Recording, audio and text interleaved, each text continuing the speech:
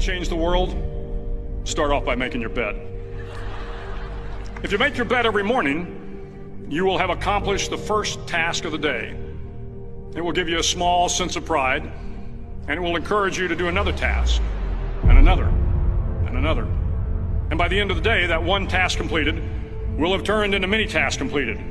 Making your bed will also reinforce the fact that the little things in life matter. If you can't do the little things right, you'll never be able to do the big things right. And if by chance you have a miserable day, you will come home to a bed that is made, that you made. And a made bed gives you encouragement that tomorrow will be better. To pass SEAL training, there are a series of long swims that must be completed.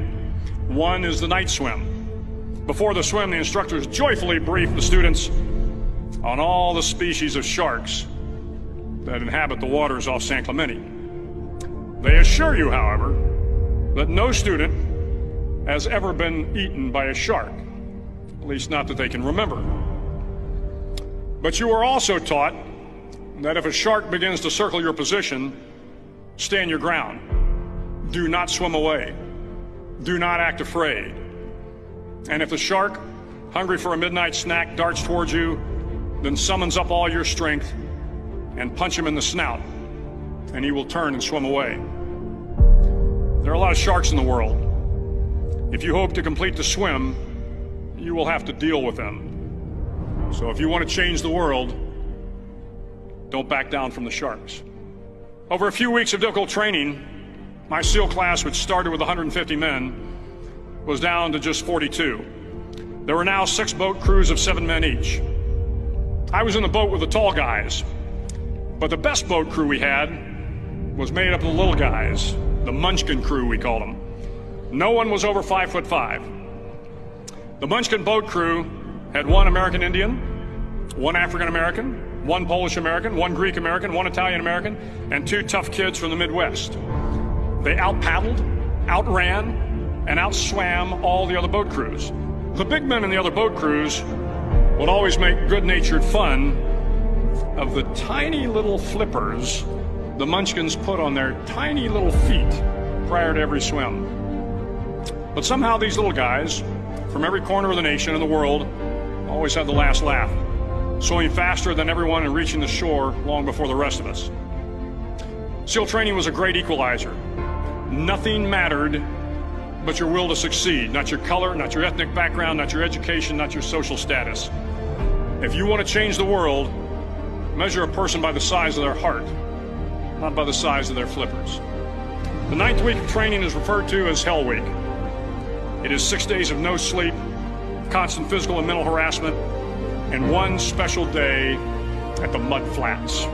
The Mud Flats are an area between San Diego and Tijuana where the water runs off and creates the Tijuana Sloughs, a swampy patch of terrain where the mud will engulf you. It is on Wednesday of Hell Week that you paddle down to the Mud Flats and spend the next 15 hours trying to survive this freezing cold, the howling wind, and the incessant pressure to quit from the instructors. As the sun began to set that Wednesday evening, my training class, having committed some egregious infraction to rules, was ordered into the mud. The mud consumed each man till there was nothing visible but our heads. The instructors told us we could leave the mud if only 5 men would quit. Only 5 men, just 5 men, and we could get out of the oppressive cold.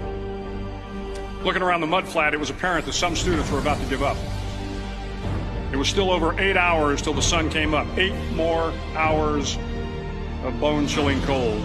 The chattering teeth and the shivering moans of the trainees were so loud, it was hard to hear anything. And then one voice began to echo through the night. One voice raised in song. The song was terribly out of tune, but sung with great enthusiasm. One voice became 2, and 2 became 3, and before long, everyone in the class was singing.